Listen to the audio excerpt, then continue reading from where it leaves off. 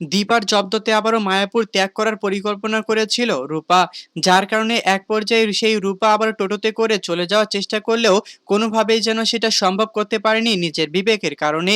সে মনে করতে থাকে যে আমি যদি এই আশ্রমশালা থেকে পালিয়ে যাই তাহলে এই ছোট ছোট বাচ্চাদের কি হবে, তারা তো না খেয়ে মারা যাবে, আমি ছাড়া তাদের দেখার মতো কেউ নেই। আমি যদি এখানে না থাকি তাহলে তাদের খাবার কে দেবে, দেখার মতো তো কোনো লোক নেই, তাহলে আমি এখান থেকে কিভাবে পালাবো। তখন যেন হঠাৎ করে সেই রুপার মনে মনে ভাবতে থাকে যে আমি কোনোভাবেই এখান থেকে পালাতে পারবো না, আমারও তো একটা দায়িত্ব রয়েছে।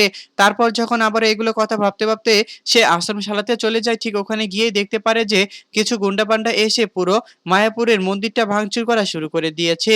কেননা তারা মায়াপুরে সে মন্দিরের মালিকের কাছ থেকে 10 লক্ষ টাকা চাইতো, অর্থাৎ পাইতো।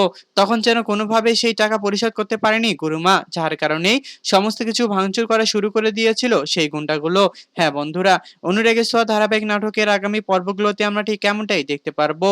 আর আপনারা যদি আমাদের চ্যানেলে নতুন হয়ে থাকেন তাহলে চ্যানেলটিকে অবশ্যই সাবস্ক্রাইব করে দিবেন। আর আজকের এই এপিসোডটি আপনাদের কাছে কেমন লেগেছে তা অবশ্যই আমাদেরকে কমেন্ট করে জানাতে একদমই ভুলবেন না। ধন্যবাদ সবাইকে এতক্ষণ আমাদের সাথেই থাকার জন্য।